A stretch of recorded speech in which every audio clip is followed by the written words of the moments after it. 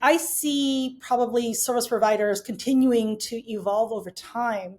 As you said, Sebastian, with the introduction of kind of these rural set-aside categories, infrastructure set-aside categories, and to some extent in the urban areas, they're kind of not gateway cities anymore. They're kind of other urban areas that have not historically seen a ton of EB-5 as much as you say, like New York or LA. I think that there are kind of it's increased diversity of projects being done now, and not just to. I think there are feasibility analysis being done. There are industry experts being introduced to EB-5 for the first time.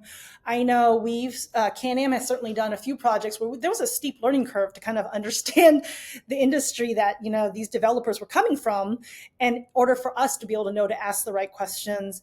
But in the end, it also benefited us being able to share these feasibility analysis with the investors. It became a part of our USCIS package and everything else. So I see as EB-5 ends up naturally delving into other industries that it's not done before, there will be kind of industry experts who become aware of EB-5 and kind of become available to work in the space. Do you see any other areas where you see kind of enhanced services in EB-5? 20 years ago when we started in EB-5, I wouldn't have seen the number of service providers we have now, but it's amazing the amount of expertise out there. If anyone has any kind of final thoughts on what might be coming, I think audits are something that are moving through. I'm curious to see whether certain law firms end up specializing in navigating, regional centers through audits. I think the SEC will continue to be interested in EB-5 and whether or not there are securities counsel there are securities counsel who specialize in EB-5, but in any of those areas beyond the compliance requirements. I think one area is what you just touched on. And I know that a few people on the call here have already gone through actual audits, but mock audits, I think, are going to be a thing.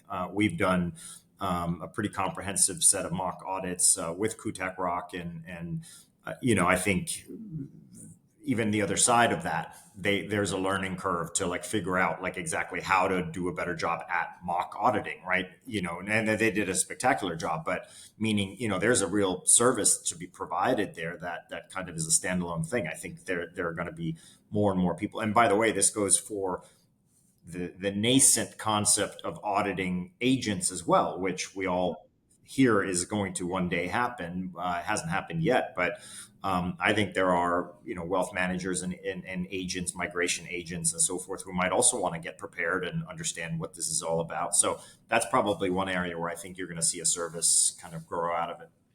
Absolutely. I agree with you completely. There's a lot of new things that we know are on the horizon.